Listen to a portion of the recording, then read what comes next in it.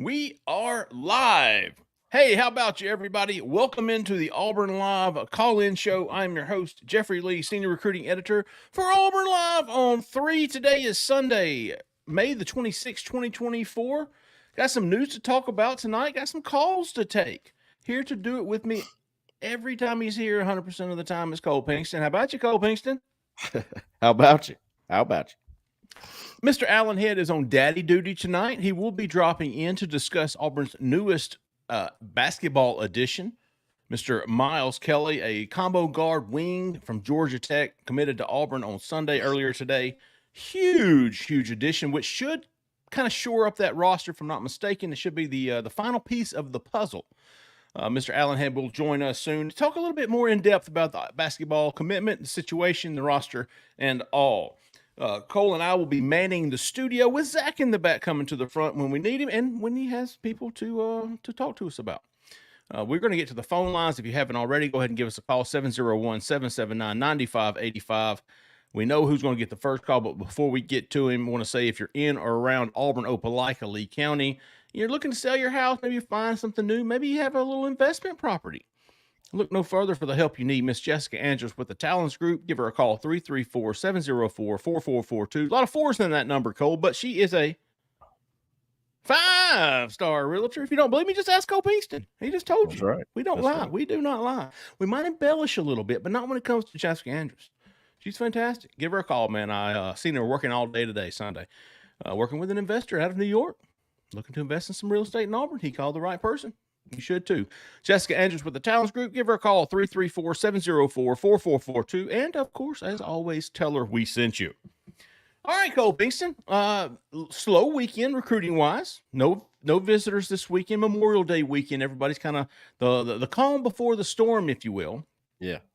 Got a handful of guys coming in next weekend, and then not all of June. I think the first 2 weeks. It's not even the weekends. They're going to be bringing guys in midweek. Posted earlier today, Quixote Armstrong, the 4-star Titan. He's coming in June 12th. So I think that's a Wednesday. So yeah, you got some midweek visitors going on there. Josh Petty's going to come in on a Monday or a Tuesday. Right.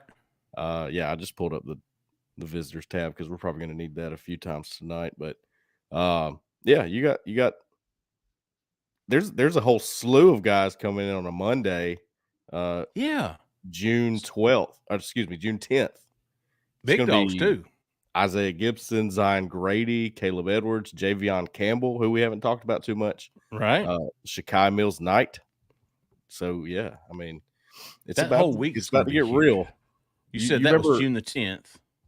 Yeah, that's the 10th. That's a Monday. And Friday, more people are coming in, including Quixote. And then Friday, the 14th, is going to be Big Cat-like. Yes, you got 12 official visitors scheduled so far.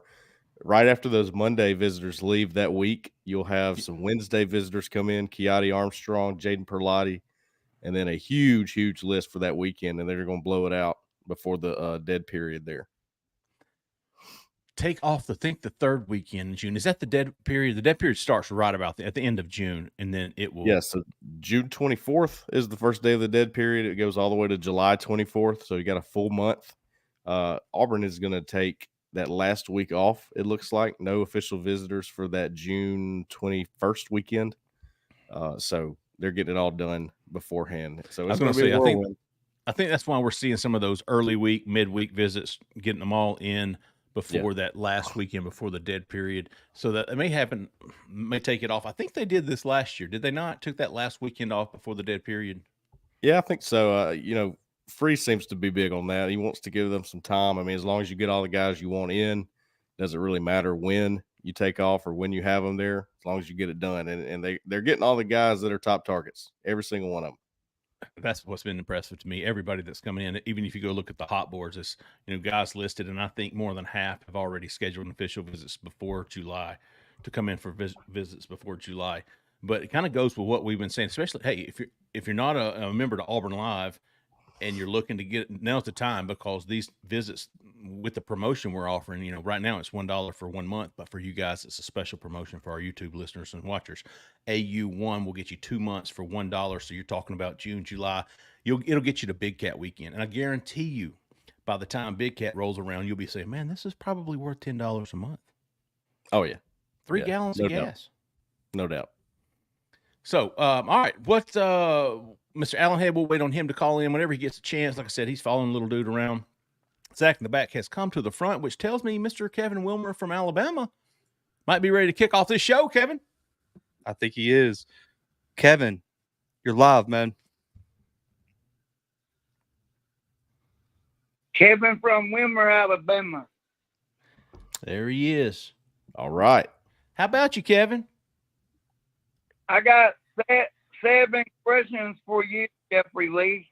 Okay, Kevin from Wilmer, Alabama. 7 questions. This is the most. This is an all-time high for this show, Kevin. You're breaking records tonight, big dog.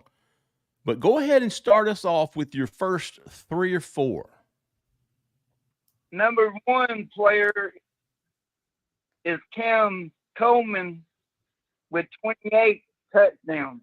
Okay, sticking with 28 for Mr. Cam Coleman. Who you got next, big dog? Ross Kane for 27. Bryce Kane, the other true freshman, right underneath the 50. What's that? 55 between the 2 true freshmen. Who else you got, Kevin? Jaquez Hunter with 27. Okay, sticking with 27 for 27.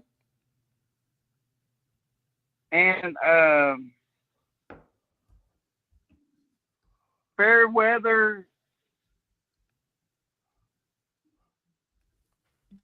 Let's see what you had with Ovaldo last week. You had him at 29 last week, Kevin. Brandon Frazier with 28. Hey, Brandon Frazier. Well, that I would like be 28 more than he's ever caught. Oh, he had 2 And last Caleb year. Burton Oh, did he? with 29. Who was the 29? Caleb Burton. Yeah. Okay. Let's see. And one more is Christian Burdette. Oh, the walk-on. Wow. Yeah, with 26. 26? Yeah. So you think you've got Caleb Burton having more touchdowns than Cam Coleman? And you've got Cam Coleman tied with Brandon Frazier. Yeah. Okay. So you're thinking big year out of the tight ends here. Cool. Yeah. Kevin, Shout to Christian Burnett too, man. That was pretty big. Pretty good goal there. Absolutely. I think he's from Faith And Academy down there. Peyton Thorne will have 300 passing yards. Per game. Per game. Kevin, are you feeling pretty excited about this team? Yes, I was pumped up. What do you think their record's going to be at the end of the year? 12-0. Oh, who's going to give them the closest game? Georgia. Okay. At Georgia, I believe. Great. How bad Yeah. will they beat Alabama? By 20. Ooh. Not quite 3 touchdowns, but you're feeling that at Tuscaloosa. Yeah. What do you think about the defense this year, Kevin? I think our defense shut them. Going to shut some folks out? Yeah. Kevin, you ever go Oklahoma. Oklahoma? That's going to be that's a pivotal game for the season. It's going to be one of those toss-ups, as they like to call them. Happy Memorial Day, y'all. Talk Kevin. to you later. Thanks, Big Dog. I hope you have a great Yeah. Memorial Day too, man. Love Kevin Appreciate from it. Wilmer. Appreciate him Absolutely. calling in. Cole, you had posed a personal question of the week earlier this week, I believe in our text. Personal Zach's question of the week. like- Our POW. Zach's Personal going, question please. Zach's like, please don't go Cue this there. song. Like, What was it? Help me is it like what do you put on okay, your all turkey right. sandwich? no. All right. So you go to a Subway, you go to a Sandwich Jersey joint. Mike's. Yeah. And let's say it's a sandwich sub place where you have the options instead of, where you just order it. You have the options. I get lettuce, tomato, Build your onion. own. Build your own. What do you put on your sub? What's your go-to? I want to know I am the works. I put every single thing that's available on there pretty much. Extra jalapenos always. For sure. But that's funny. I got a friend that's doesn't eat a whole lot, and he just gets turkey and cheese. I'm like, dude, maybe a little mayonnaise. Is he Mustard. 12? Well, That's what Brooks Zach, gets. Zach, No, would he you does. like to- Even he gets lettuce. Would you like to join in here, Zach? Yeah, I'm not a condiments guy. You At eat all. your bread dry. You eat your sandwich dry. Well, I'm not a big like Subway, or it's like if I go get a sandwich, I'll go to like McAllister's and get like a French dip or something like that. To Yeah. get like something pre-made. I'm not a big Subway person. But I mean, if you're at home and make a turkey sandwich, do you put mustard on it? One, I'm not a big turkey guy. But if I make like a ham sandwich or something like that, like, yeah, I don't put any condiments on it. So I go mayonnaise on ham and mustard on turkey. I do both on everything. If I'm at Subway or Build Your Own, I'm getting either turkey or ham. I'm getting lettuce, tomato, pickle, onion. I don't like the olives, black olives. I'm getting the peppers, getting the jalapenos, the bananas. I'll throw some oil and vinegar on there, some salt and pepper. Oh yeah. That's Some pepper important. jack cheese. I love me some pepper jack cheese now. Yeah. So everything basically but the olives, and I'm not crazy about mushrooms either. It's funny, there's really, I mean, it's almost you're either the works, like you get everything like you just said there, or you're the other way. Like I don't want anything. I want it to be the most plain sandwich in the world. Huh. And There's really not find any it interesting. So I want to hear what everybody thinks on that for sure. Okay. Kevin from Wilmer getting us started off big time. 775 touchdowns between these 7 guys. Yeah. 12-0. I love you, Kevin from Wilmer. Appreciate you, big dog. Keep us going, Zach. 5799. You're live. Who we talking to? Where are you calling from? Hey, this is Ricky from Birmingham. What's up, Ricky? Rick, How about you, big dog? Hey, I'm doing good. Tonight I got 5 questions. I'm just gonna go ahead and go on get to it. All right. all right. My first question: which top target Auburn would flip before the season starts? My second question: the most improved position group give Auburn the best chance to win a college football playoff national championship in the future. My next question: after watching 8A, can Auburn have a balanced offense this upcoming season? My next question: what personnel best fit for the offense? A 10, 11, or 12? Okay. My last question: are we good at safety and corner for the next 3 years? That's high school and portal. Okay. Ricky, big time. That's great stuff, man. All of That's those all over questions. the map. All over the map. too. Quality. Covering yeah. it all. Ricky, do you have a preference when you go get your sandwich made? Putting you on the spot, big dog. I would say McAllister's. Now, I'm going to McAllister's, Ricky. You want me to pick you up something? What do you tell me to I'd get? rather have one from McAllister's than Jimmy John's. What are you going to get at McAllister's? It's a regular club sandwich.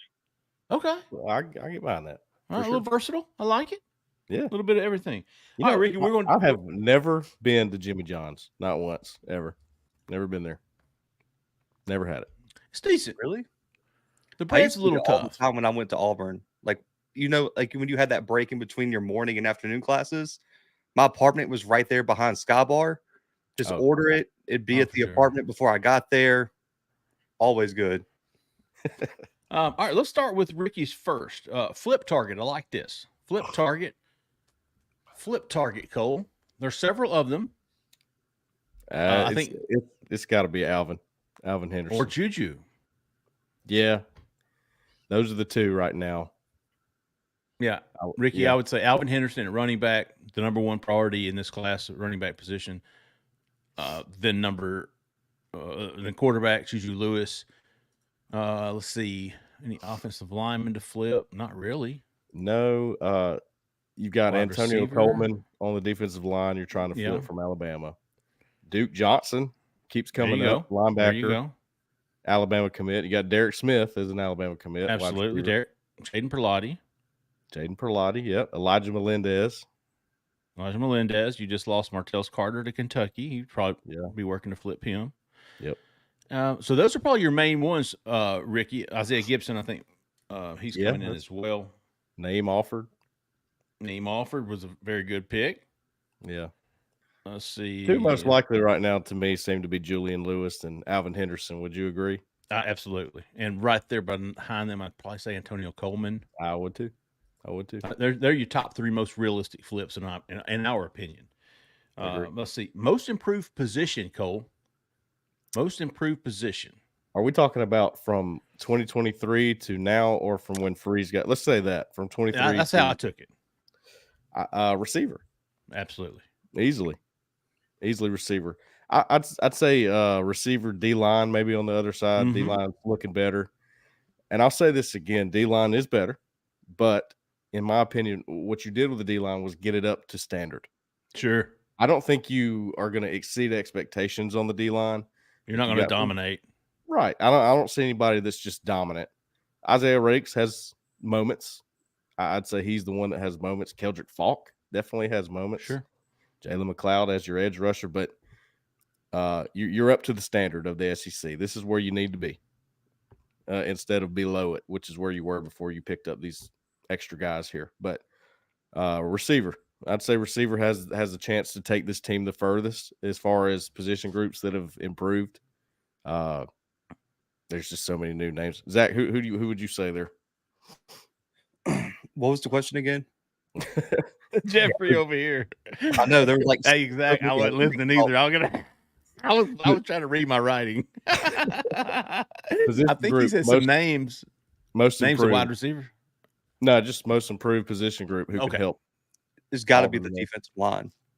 I might be a little bit biased. It could be the wide receiver, but to me, as a lineman guy, you have to get pressure on the quarterback in the SEC. You look at any team who competes for the SEC title, they have that guy at edge rusher. And I think Jalen McLeod, like you said, showed flashes last year, but there's definitely room for improvement to get to the ceiling that we all thought he could reach when he signed. And like you said, this is kind of a do or die year for Keldrick Falk to a point. I know it sounds weird given his second year, but in today's age of college football, if by now a guy's not ready to be the guy at edge rusher, you're going to end up recruiting above his head in the portal. So I really need Keldrick Falk to take a step forward this year. Like it. No doubt. Ricky, balanced offense. Do you see it being a balanced offense? I think I think it's going to be competent. More competent. I think, and I'll give credit to Mike G from the War Report once again on this, because I was having a conversation with him and I thought he made a great point. You took 140 pass attempts away from Peyton Thorne last year. Just think 140. Now he struggled. We're all on the same page. What do you mean by that? What do you mean 140? Compared to what he had at Michigan State. Oh, okay. He at Auburn last year, he had 140 less pass attempts than he did in his other 2 years at Michigan State. And you might say, well, 140 may have been, may have been more for him to screw up, maybe. But I'm telling you, he still had the same completion percentage with 140 less, and that's harder to do if you understand how math works. So all I'm saying is, if you don't find the balance, I don't think it helps anybody. I think you have to find it. You have to get the passing game going. But you also, you got to get running backs in this class. And as bad as you don't want to cater to it, you need to show that you can run the football still too. And I think they will. I think they will do that. Speaking of balanced offense, he wanted to know, what do you think is the best fit here? Are we talking 10, 11, 12 personnel? You like 2 tight ends? You like 1? You like the 4th wide receiver?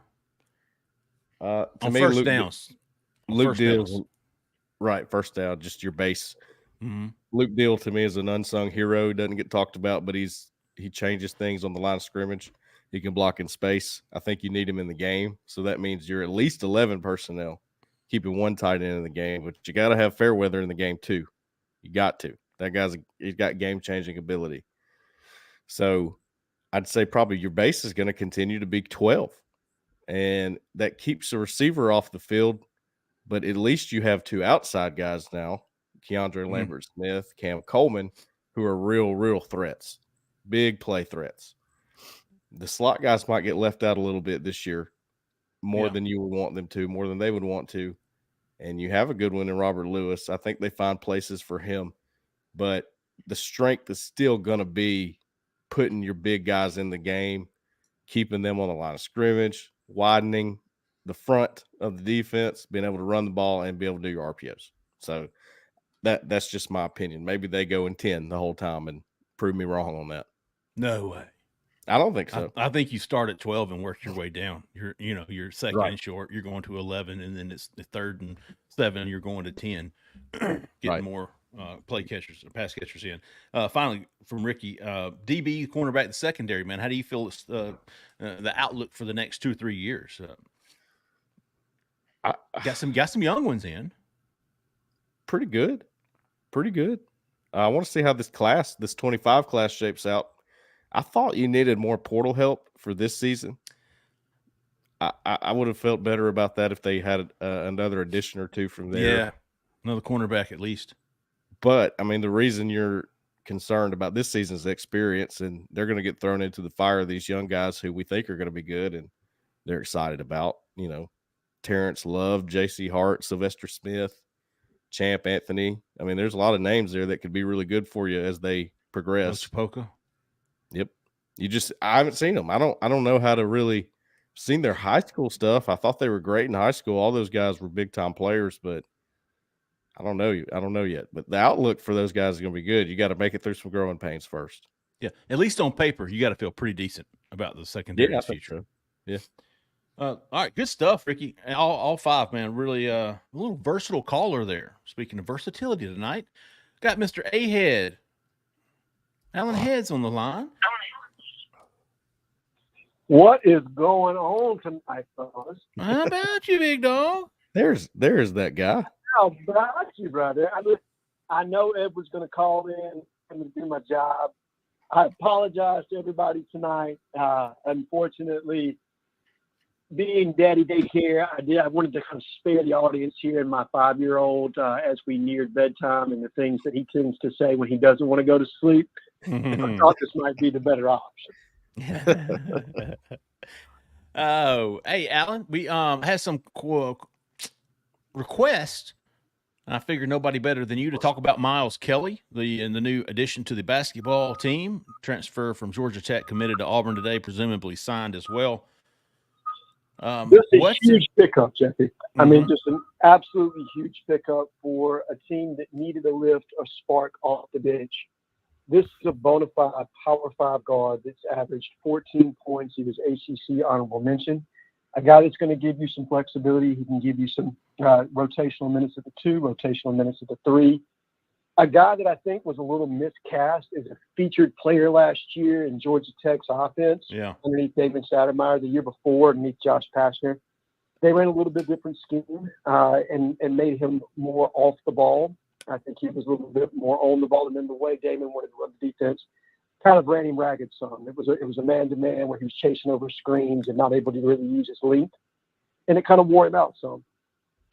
But here he'll be more of a complementary piece and somebody that can really give you that needed lift off the bench. If you remember much of last year, I mean, look, I love Sumo. Absolutely love the kid, but he doesn't give you much offensive firepower. And when Chad Baker-Mazara went out in the tournament, you saw kind of where we were from not necessarily having that creator on the court. Well, not only now are you bringing in JP Pegues, who gives you that lift in the point guard position, but you're bringing in somebody that can give you that added firepower off the bench and give you 20 to 25 quality minutes contingent on how to utilize him. I feel like they're done, don't you, Alan? No question they're done. Okay. No question they're done. I think Bruce will probably do the thing, Jeffrey, that he's done the last few years, where he gives that last remaining spot to a walk-on. And that just the kind of feel when I've kind of asked around somewhat that they're not going to pursue anybody else. And again, he brought in Jaheim Hudson, who's also going to be, I think, better than what people are anticipating. You look at the stats of what he averaged at SMU this past year. It's nothing that blew anybody's eyebrows back, but just a guy that knows how to play basketball. If you look at his stats 2 years ago at Georgia State and what he was able to accomplish there, 10 points, 7 rebounds a game. I think he's a guy that Bruce had a chance to see up close and personal play against Auburn, and just kind of likes his game, likes the way he fits and how he would complement Chaney Johnson and, Janai Broom and Dylan. And so when you have those kind of pieces that all mesh together, they're all a very veteran group. I mean, I think this is a Sweet 16, Elite 8 type roster. And realistically, if Chaney becomes what I think he can be, maybe you're talking more than that. But, I think some people that had some things to say on the message boards last night and things on Twitter, they got to bow to their sensei today, and I was glad to see that. And I think this is going to be a really good team next year. Last thing, Alan, Johnny Knox 07 wanted to know, do you think, at least on paper, do you think this is the deepest team Bruce Pearl has had at Auburn? 1 through 11. I mean, if you're talking a full compilation, just a seasoned roster, yes, no question. I mean, even that group that went to the Final Four, Jared Harper was fantastic, Bryce Brown, Chuma. You had Malik Dunbar in the mix there. Austin Wiley was your center. I think you had D'Angelo coming off the bench. But I like this group better. I think with what Janai has accomplished, the way you'll be able to feature him, I think obviously you're going to get the best of Denver this year. I feel like he really started to come on last year and started to emerge as a guy that can be a double-digit scorer in the SEC. I think Chad was easily your best creator, and now you add J.P. Pegues and Miles Kelly to the mix, and this is just a team that, 1 through 8, you have guys that could start for a litany of different Power 5 schools. You add in veteran pieces like Simo and Dylan and a handful of others, and now you've got 11 guys realistically that you can roll in and out, and it's just kind of effortless. And that's not to – I mean, we haven't even talked about Todd Pettiford, 5-star point guard. Right. He's more of a combo, more of a – he probably is going to start out more of the 2, but a guy that can absolutely play the 1. I think he's going to be featured there some. And it just – Jeffrey, I'm really not seeing a lot of holes with this team. And that's not me trying to have the orange and blue glasses on. That's me as someone who's, I was a manager underneath Cliff Ellis, had an up-close personal look at what a Sweet 16 team looked like. This team's easily better than Cliff's best team. And so to say it's Bruce's deepest team, I think that's fair. I think it's his deepest team. Will it be the team that reaches the Final Four again? I can't say that for certain because it all depends on how J.P. Pegues transitions into the SEC, and can he be that piece that we've needed as far as point guard play, that we've kind of lacked since Jared, maybe even Jared's replacement, and I'm struggling for the name right now, but he's Javon McCormick, probably the best point guard that Bruce has had. But you talking about after him, Sharif? McCormick. Javon McCormick. Sharif Cooper, obviously he was fantastic. So and then you even had Mitchell in the mix as well, Davion Mitchell. So you've had some really good point guards, but can J.P. Pegues be that guy? I loved Wendell, but he just, he had some parts of his game that just never really mixed, and we were able to maximize and get the most out of him. And then last year I just felt like it was, you were working around some of the deficiencies at the point guard position. And that's not me trying to take a shot at 2 guys that were still growing and developing. And I think if they had stayed at Auburn, they would have continued to get better. But they weren't what this young man could be. And I think if he can be everything that Bruce envisions, that the staff envisions, Mike Burgermaster is going to be able to do some wonderful things with him in the pick and roll game. Yeah. I mean, that is his bread and butter. And I think he's going to be able to accentuate and set Janai up to play some inside-outside basketball, and this is going to be a team that's going to be really fun to watch. Fantastic stuff, Daddy. Daddy. I appreciate you, brother. And I appreciate y'all giving me the night off. I honestly do. And again, you don't have it off. You're working harder than we are. I promise you. Man, the Lord knows. My kiddo says when I tell him it's time to turn Super Mario Brothers off. But again, man, I really appreciate you guys. Alan, have a good night, big dog. Happy Memorial Day. Have a good day tomorrow, and we'll see you Tuesday night. Sounds good, brother. See you guys Wednesday night. All right, buddy. Yes, sir. Man, I know y'all give me the night off when I have to keep little man, and there will be more nights in the future. So Yeah. no need to apologize, Allen. Like I said, he's working harder than we are. I promise you. No doubt. Yeah. All right, there, Zach in the front. What you got for us, big dog? Believe we got Edward on the line. What's going on, fella? What's up, Kid Country? What's up? What's going on? Nah, Jay, A-Head, I can't be too hard on you for being on your dad to do this, man. I can't say much about that. Now, we just in the damn wood chasing deals and ain't doing your job. That's a different story. Yeah, well, I've been known to chase a few does. Well, what's on your mind tonight, big dog? How y'all fella doing, man? Hanging in there. Yeah, not bad. I started doing a little, it's that time of season where I started to look forward to the season and trying to piece my wins and losses together and what I think I might can get an upset but I got to looking at this thing and there's a game in there cold. It just don't give me a good feeling. Mm. That's the Oklahoma game. Yeah, it's just me. I got like you said about the other day on the. I heard you say that you don't get a fuzzy feeling about the Cal game. I don't get one about the Oklahoma game, and here's my reason for that.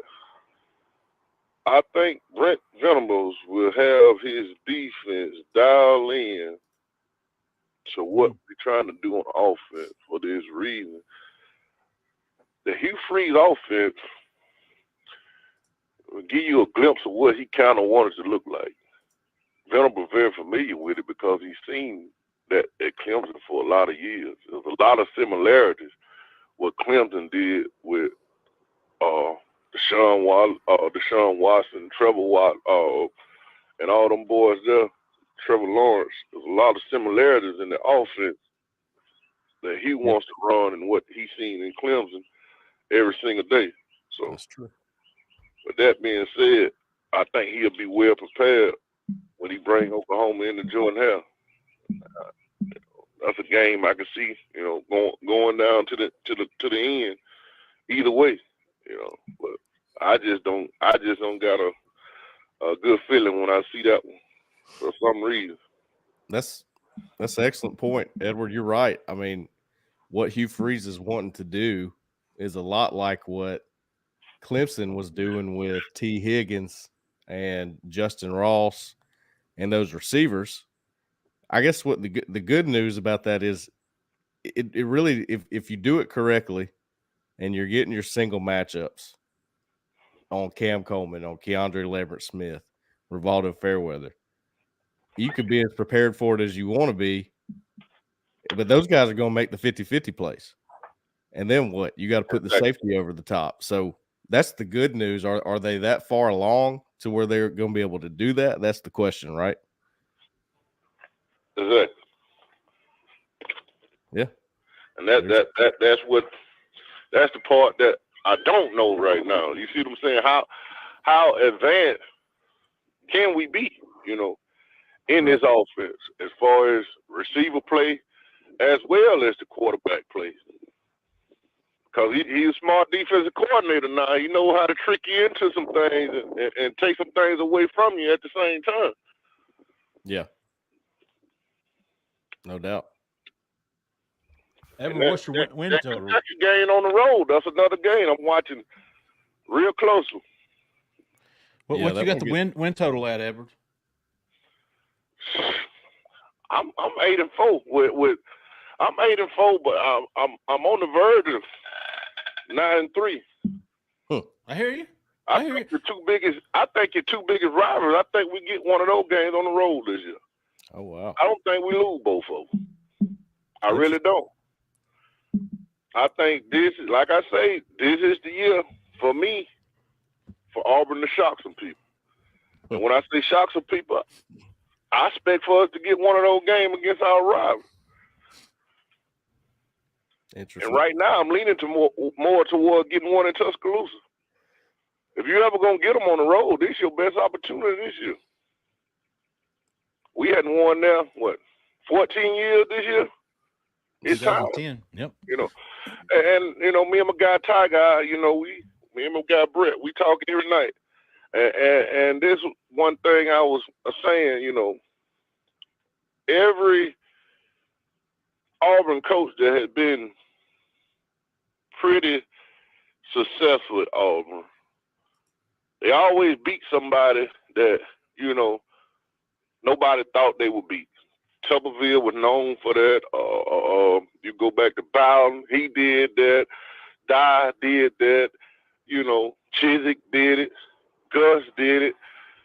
So when you look at some of these teams, to be honest about it, and this is what I was telling him, Auburn had never had the talent that some of these teams had across the board. Some of these teams always been more talented than us. Sure. Alabama pretty much always been more talented than Auburn. Always. Georgia pretty much always been more talented than Auburn. LSU pretty much always been more talented than Auburn. But at the same time, I have seen some Auburn teams that didn't belong on the field with some of those teams go and get victories. And some of those victories was on the road. It does happen a lot. We go back to that hard-nosed, hit you in the mouth Auburn football. There's another thing. My team last year, I hate to say that about a football team, but they were soft. They were soft. I every time I scroll Facebook, I see the highlight when they said hardest hit of the year, and I see Jay Fair running down the Arkansas sideline and get completely demolished out of bounds on the Auburn sideline. I need somebody to get suspended or miss a half behind that right there. You see, because Nehemiah Pritchett get body slammed by a damn quarterback on the Auburn sideline. I need a smoke Monday, somebody that ain't afraid. When you come across the Miller, I need you to take somebody's head off, and if I have to miss a half behind it, it's all well and good. But I don't want to see a soft football team. In no way, one of my teammates running down my sideline, and I'm standing right there, and that man get hit 3 yards out of bounds. Oh man. I tell you what, Edward. I want to see a soft football team, and I see a soft football team last year. I got to be at practice a lot, Edward, during the spring. Jeffrey, you were there a lot of the time as well.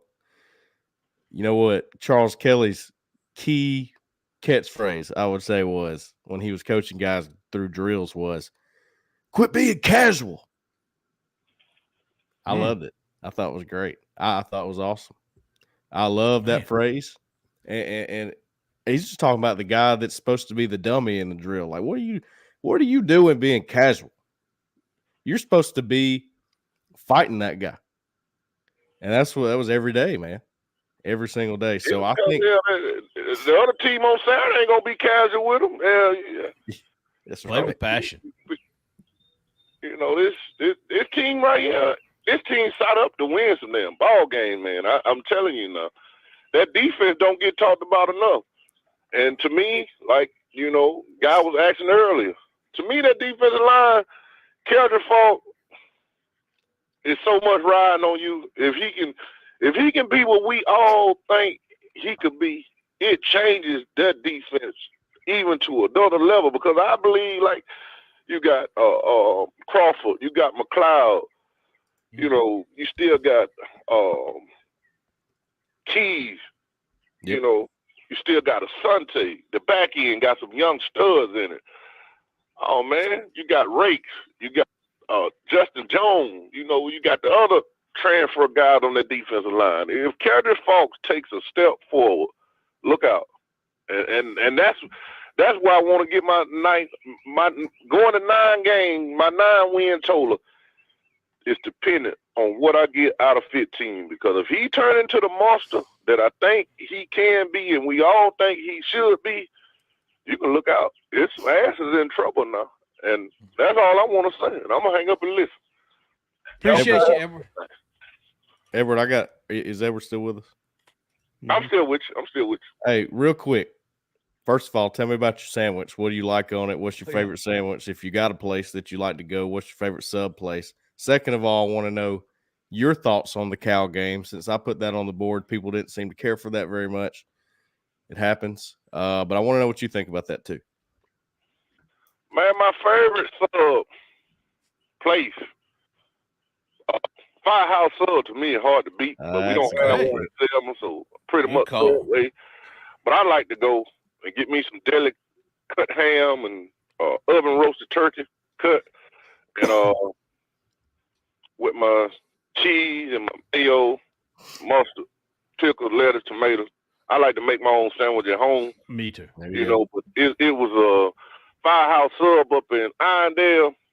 Oh man, they got a sandwich up there called the Engineer. When I was working on the railroad, that was my go-to sandwich. Anytime I would leave Irondale, coming to Selma on the train, that was a bad sandwich. But they got the mushrooms on it. That Cal game. Cal gave y'all the hell you wanted last year, and that was a game where nobody expected it.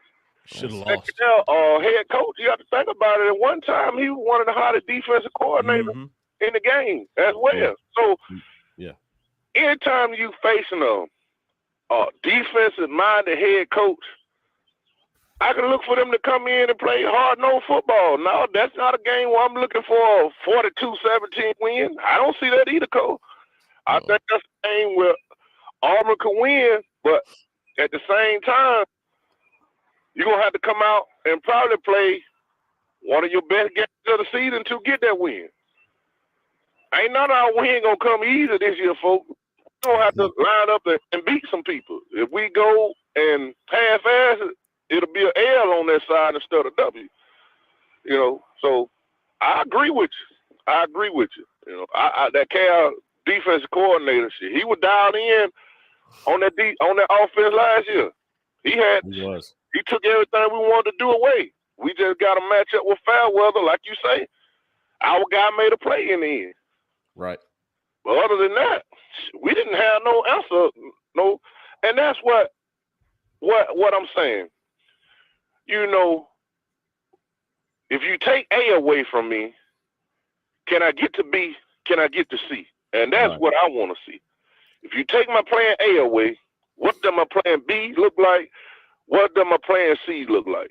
Because what I have found out in life, period, and I'm going to hang up after I say this, and everybody can learn something from this. You always got to have a plan for the plan, and y'all got to have a good night. Appreciate you, Edward. Stuff.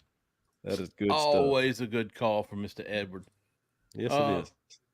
The Oklahoma game. I don't think anybody really knows what to make of that game. Well, you kind of, as Alan would say, you fear the helmet a little bit there. Sure. Oklahoma's, they're supposed to be good.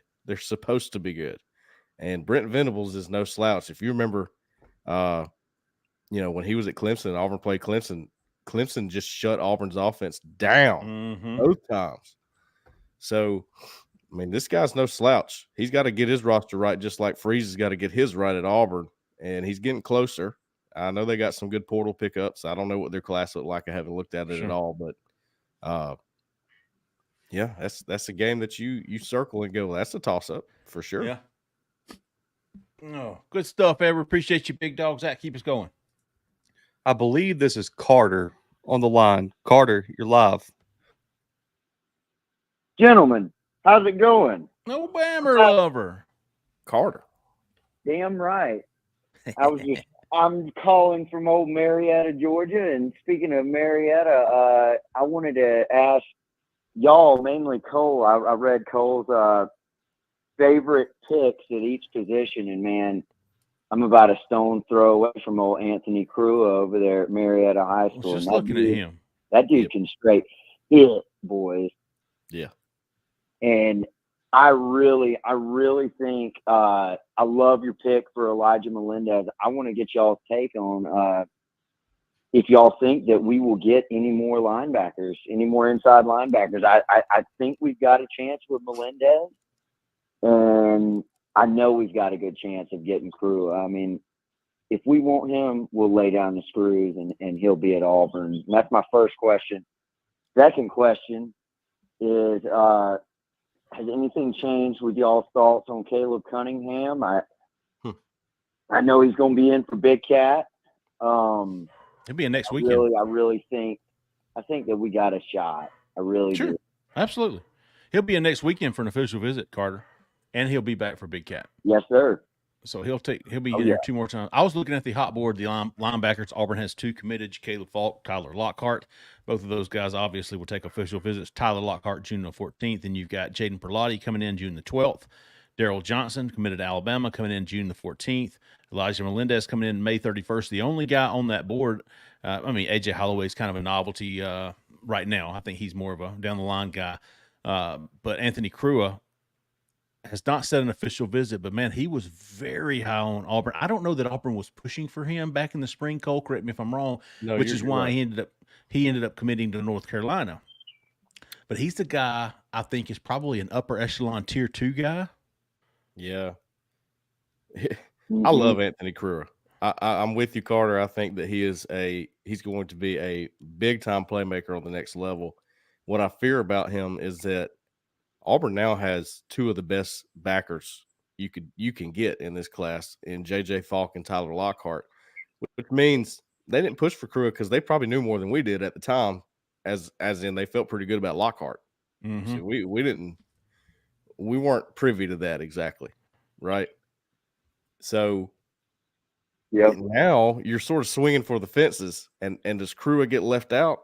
Right. If you can get Melendez or Duke Johnson, maybe. Or if you could get one of Perlotti, Duke Johnson, Elijah Melendez, too. Yeah. Call it a day. And if you don't, then you weigh the option to do you want to push for a Crua. But I think you push for those 3 guys, Duke Johnson, Perlotti, Elijah Melendez, try to get one of those guys, one of the 3. It'd all be tough. Georgia commit, Alabama commit, Miami commit. Not going to be easy. And if you can't, then you decide, do you want the 3rd linebacker? And if so, is Anthony Crua your guy? Because I feel like if you push for him, you could get it. I think so. Yeah. I want to add something. I want to tell y'all something. Okay. So I don't know if y'all have seen this, but like you were saying, Jeffrey, when you were caught off guard by Lockhart's commitment, he doesn't post on social media very much. So I actually started messaging him on Instagram because I started seeing him posting stuff even after he committed about like him in Ole Miss jerseys and Mississippi State, like Bulldog coverage, all this crap on Instagram. And so I messaged him and I was like, come on, bro, we need you at Auburn. And he wrote, you best believe I'm coming. And I was like, that's music to my ears. Keep it coming, baby. I hear you. I think he sticks. I really do. Yeah. Carter, you're a grown-ass man messaging a 16-year-old. Nah, come on, man. Hey, you guys killing it out here, man. This is the future of our program. Yeah, but goodness. Listen, Lockhart's not a social media guy. He's not a talker. He wouldn't talk to us hardly at all when we interviewed him at Auburn. That's why we had no clue, where he was leaning in his mind. So that's, that's good stuff, man. I think he's going to stick. I think J.J. Falk's going to stick. And by the way, I don't think he's going to be the easiest thing to hold on to. I've said that a few times now. I know his brother's at Auburn, Keldrick Falk, but J.J. Falk, man, loves, he's got some schools after him hard that got him number 1. So, that's going to be tough to hold on to. But Auburn's going to end up with a strong linebacker class once again, it looks like. Caleb Cunningham. I think we said this before. Like I said, Carter, he's coming in next weekend of OV, coming back for Big Cat. I think Cole and I both agree. I think Allen does too.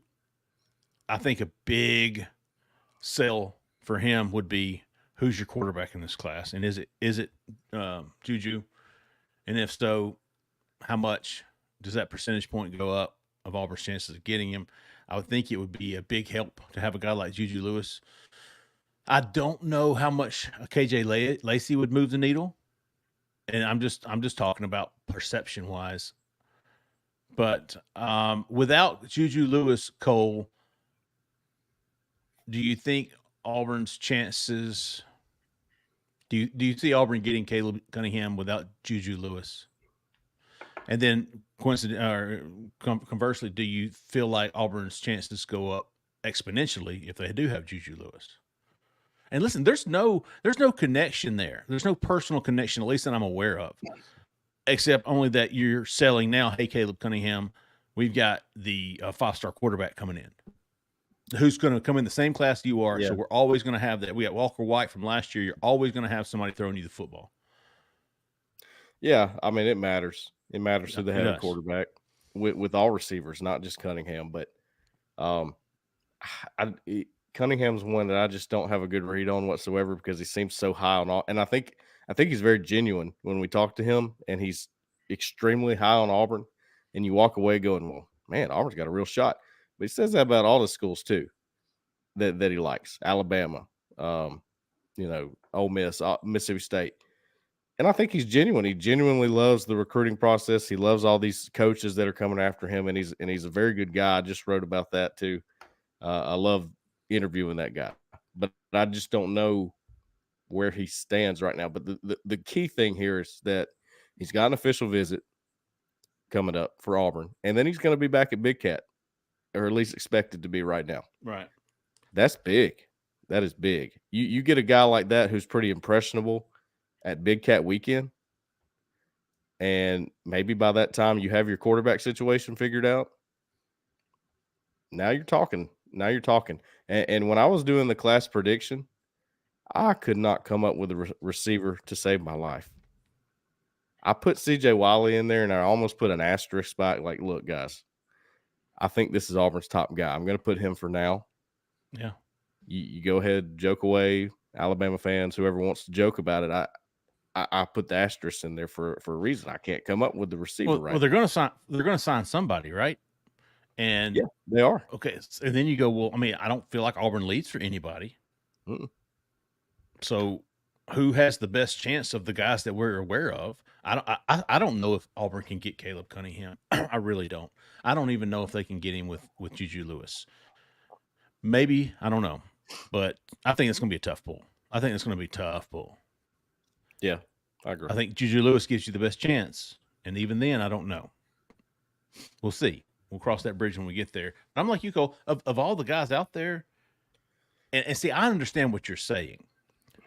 He's Auburn's top guy, which means they will pull out all the stops for him, just Right. like they did with Joseph Phillips and DeMarcus Riddick and Perry Thompson and Cam Coleman and Javonte Waller, all these cats. And listen, just because they pull out on the stops for him doesn't mean anything. They did the same with LJ McCray and some other guys they didn't get. Sure. But I understand what you were trying to say, and I thought you did a great job of saying it.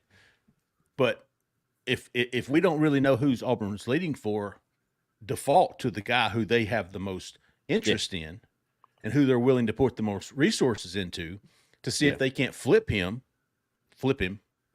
to the above 50% to get his commitment. So I hear you. But you know what's interesting though, at this point in time where we are right now, as compared to last year, I love to do that. I love to look at the timeline. Okay, so Cam Coleman commits to Texas A&M on July 4th.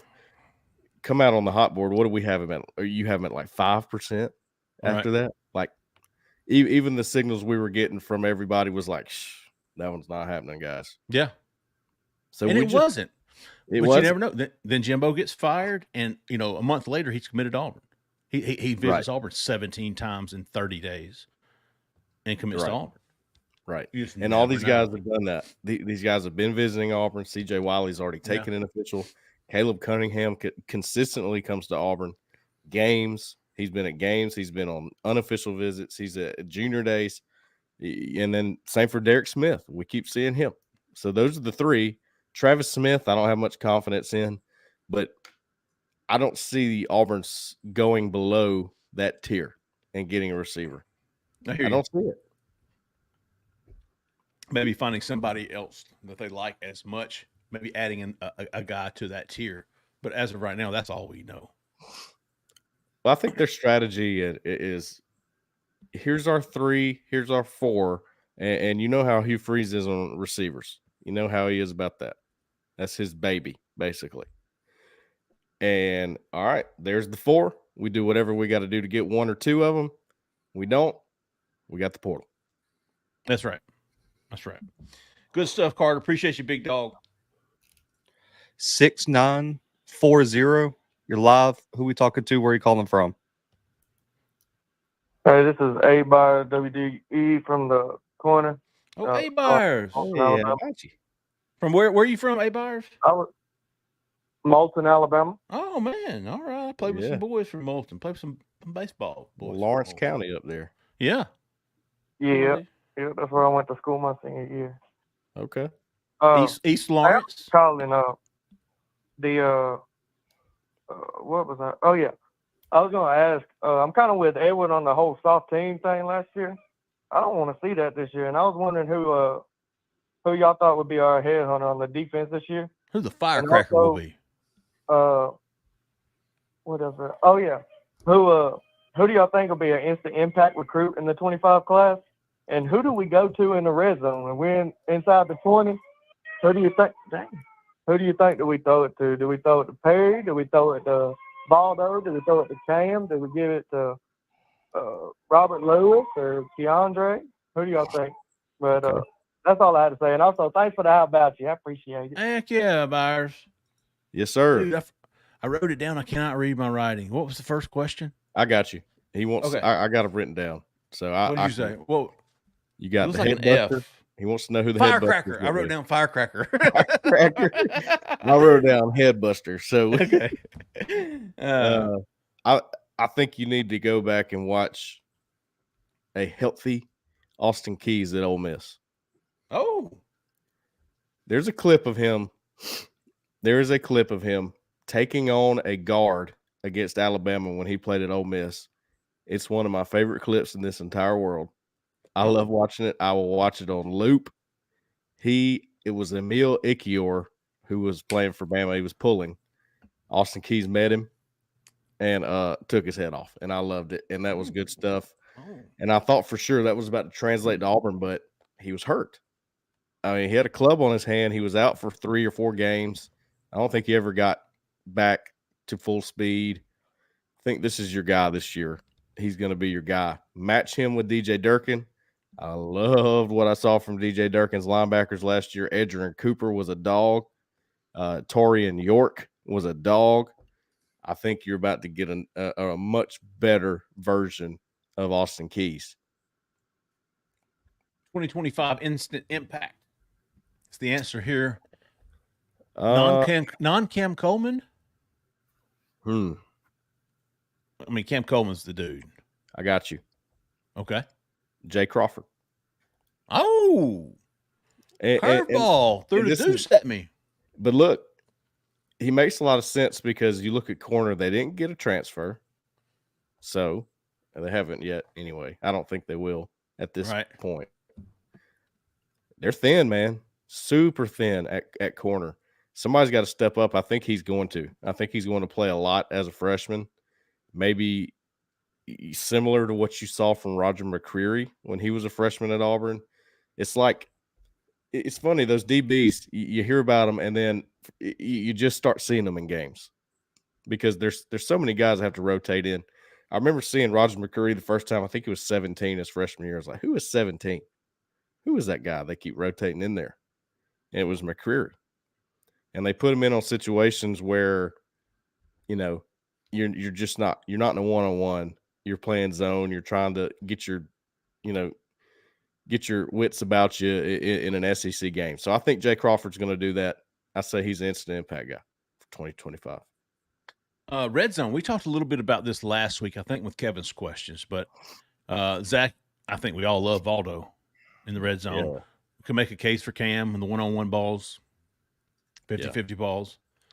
But yeah, I think default Rivaldo matching up there with the backer. Sure. Be tough to guard. Good Easy stuff. A Byers, WDE, one of our favorites. All right, 0978. You're live. Who we talking to? Where you coming from?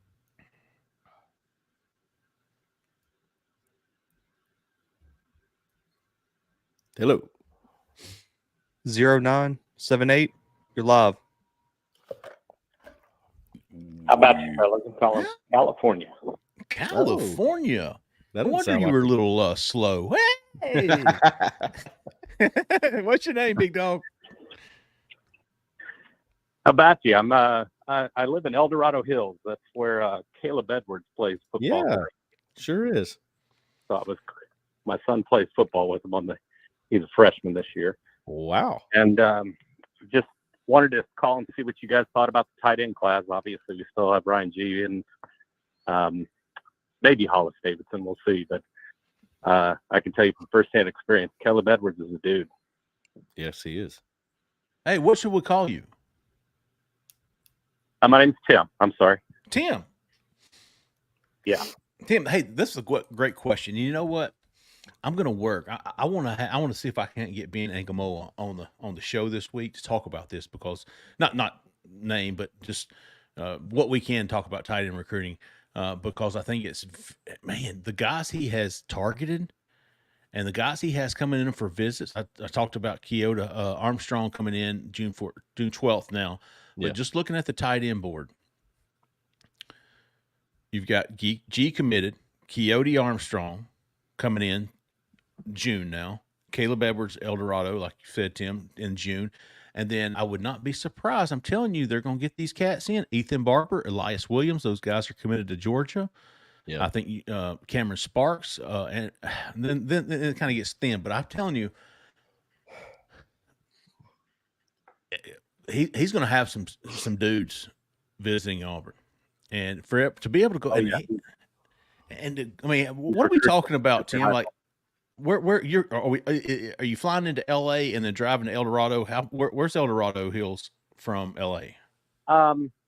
Basically, we're halfway between Sacramento and Lake Tahoe, so Northern California. Okay. Oh, it's pretty up there, isn't it? We're arch rivals with a team called Folsom, who won the state championship last year. Yeah, They've got a stud of a quarterback coming out next year named Ryder Lyons. Yes. I know. Yeah, absolutely. Auburn offered him, I believe. They did. Yeah, he's a big time. Yeah. He's number 3 in the class, I believe. Tim, real quick, man, what's your sub place over there in California? Where you get a sub sandwich, and what do you put on it? We've got a place called Beach Hut Deli that I really like, and they just they load it up with the meat. I'm a meat guy on my subs, so there you go. Yeah. I like lots of pastrami and all the fixings, but that's my go-to out here, Beach Hut Deli. Tim, what is your connection to Auburn? My wife and I both graduated from Auburn. I actually lived in Selma, Alabama growing up, and my wife from Anniston, Alabama. We met at Auburn. Both got our degrees from there, and looking forward to the day that we can call my son an Auburn man. Where'd you go to high school? I went to Selma High School. No kidding. I wonder if you and Edward. Yeah, I bet you know the kid, or the kid knows you. I do know Kid, and I love to hear him every time he calls in. Do you really know him? Hey, I do. Edward told us he got connections all around this country. He's told us that before. He does. Yeah, I graduated from Selma High in 1987, so that's right around this spot. All right. Tim, what kind of? I'm curious, and I'll tell you this: I put Caleb Edwards in my class prediction the other day, and I had the same problem with tight end that I did at receiver. Yeah. I don't know. I don't have a good lead there. I don't know who's going to be the guy. Now they're going to get one. They're going to get one to go with Ryan G. Right. Caleb Edwards to me seems like the best bet right now because 1, he's been to Auburn. He seemed to really enjoy it. 2, he quickly made that official visit set up after that. And 3, I think Auburn's put some emphasis over there in California, and they got DeAndre Carter last year.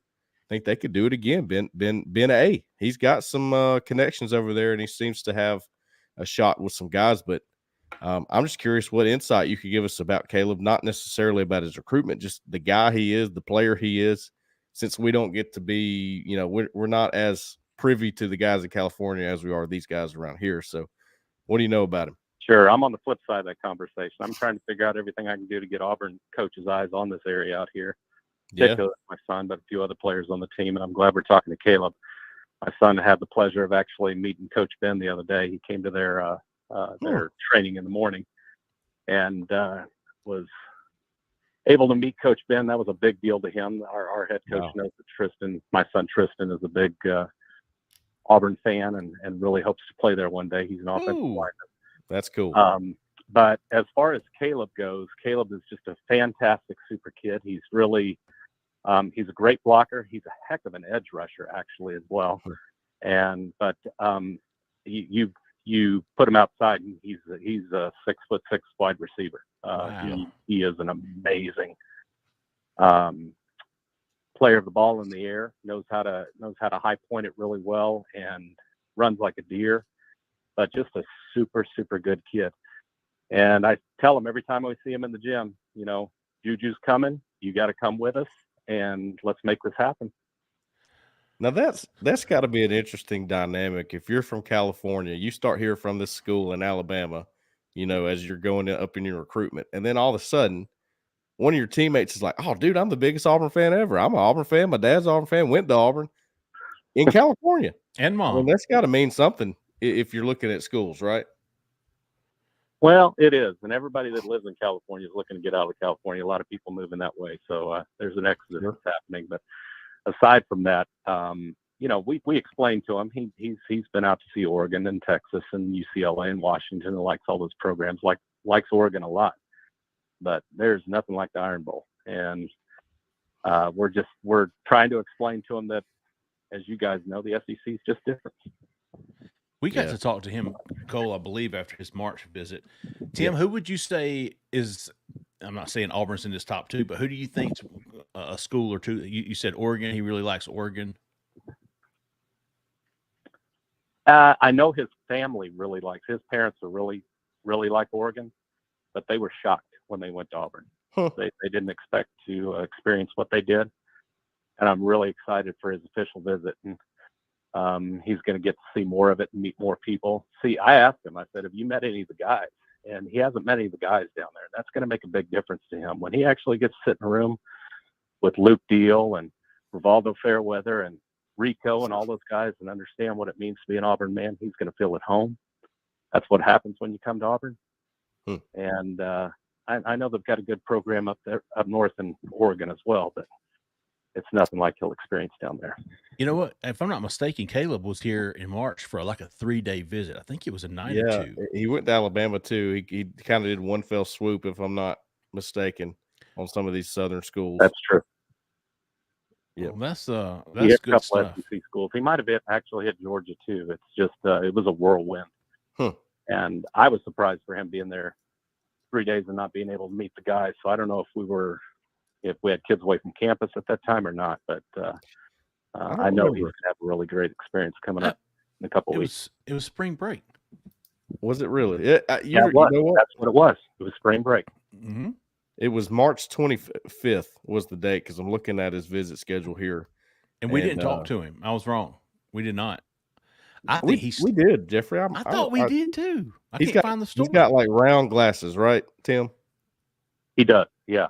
But, I think we talked to him. I think here's what happened, Cole. I'm sorry, Tim. We talked to him in the middle of the visit and his parents, like in the lobby there. But we didn't. Then we never interviewed his exit interview because he was there longer than we thought. Right. So we didn't get him before he left. So I'm gonna put him on my call list, Tim. I'm gonna give him a call. Yeah, see if he won't put in a good. By the way, his OV. We got to keep it open. There you go. His OV schedule, by the way, Tim, is, you may know it, Washington, Texas, Auburn, Alabama, and Oregon. Those are the ones. Right. Yeah. Washington next weekend. Let's see here. Let's see. Washington next weekend, then Texas, then Auburn, then Alabama, and Oregon. That's a if you're a receiver, tight end type guy, that's a very impressive list of schools there. It is. It is. Every bit of I success. keep telling him, you know, just like we hope that happens, is keep his mind open, because once Julian signs, the floodgates are going to open, and he wants to be part of that. All right, for sure. Yeah, good stuff, Tim. Yeah, that was awesome.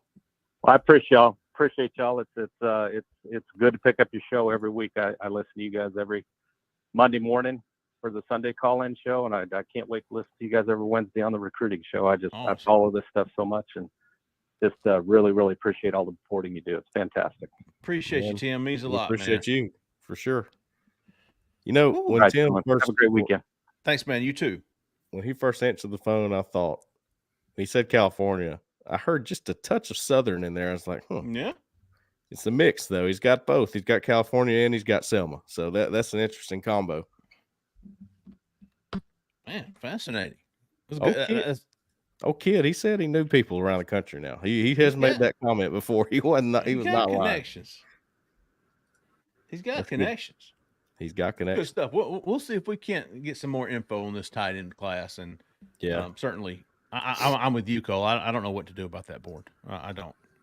There's a lot of guys on it, and there are a lot of guys that are visiting. Again, and Auburn should be able to have their pick with the success that they had just last year with Geraldo Fairweather, and presumably what they're going to have this year with, heck, even Kevin from Wilmer's got Brandon Frazier with 28. Yeah. And Valdo with 29. But, that reminds me, I mean, every time I start getting away with myself and I'm like, who's the tight end, who's the receiver, and I can't figure out who to put in these class predictions or who's even Auburn's got a chance with. We haven't even had the official visits yet. We haven't had camp season, none of this. So, I mean, a lot's going to change. I forget how much changes when you hit that part. Mm-hmm. It is the turning point for sure. You think about how much is going to change between now and, let's say, July the 1st, after camp season, the offers, the new offers, the guys who've risen up the board. It's going to be a lot of different things, a lot of new faces, a lot of new offers, repositioning of the boards, who's interested, who's not, who's visiting, who's not, who's committed, who's not. Yep. But, wow, great. That's a great way to end the show. And we had a fantastic log of callers tonight. Yeah. Kevin from Wilmer, Alabama comes out hot like he always does. He's got the good mojo. He sets the tone. Yeah. Like in warm-ups in basketball when you come out, and Kevin just always just comes in and just finger rolls it in. He comes out, he leads the team out of the tunnel, and then you dribble around the perimeter of the half court, and then he start divide up into two lines, and then Kevin comes in and just finger rolls. Just real pretty. He's the first guy that pops out of the smoke and the tunnel. Let's go. And you can hear the PA guy going, Kevin from Wilmer, Alabama. Hey, how about Ricky? Big Dog Ricky from Birmingham. I hear you, Big Dog. Great stuff. Alan Head calls in with some good updates on the basketball team. I know Luke AU, Johnny Knox 07, who we love.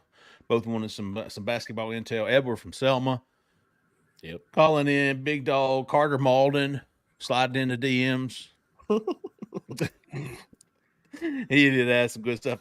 A.B. Byers, A. Byers, man. A. Byers, WDE. Glad he called in. Tim closed us off, man.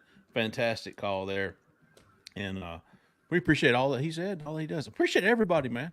We had a great show. We did the best we could without Alan Head. Thought we did okay. Yeah. He's pretty good at answering the old question there. He's a good toner. He's a good answerer. Yeah. All right. Well, y'all stick with us this week. We're going to be looking ahead. We'll preview the upcoming visit weekend. We're going to do that Wednesday. We'll have that show out, the recruiting show out Wednesday morning. You'll be on the lookout for that. We'll be back Sunday night with another call-in show. We'll probably be wrapping up a huge official visit weekend. I think 5-6 guys right now are slated to come in. That could change. Stick to Auburn Live. We'll update that list throughout the week and have a final look at it Thursday, Friday, something like that. Again, if you haven't already, get signed up with Auburn Live on 2 months for $1. Use the promo code AU1, capital A, capital U1. Again, if you haven't liked our subscribed to our YouTube page, please do so, man. Please do so. You don't need you might have to ice your wrist from touching that button, but it'll be all right. Rub some dirt on it and get back in there. Subscribe to that YouTube page. Click on those notifications. You won't have to wonder when our next videos. You'll be notified every time we upload a video, and might have some extra shows this week. We'll see what we can do. But we appreciate everybody listening. We appreciate everybody calling. One more time, in or around Auburn, Opelika, Lee County. Give her a call, folks. Jessica Andrews with the Talons Group, 334-704-4442. I almost got that out. Damn it. I couldn't get to the mute. I couldn't get to the mute button because I had the stupid pen in my hand. I can't laugh right now either, Jeffrey. I'm under the weather as well. Give her a call, 334-704-4442. Tell her we sent you. Tell her we coughed our commercial away.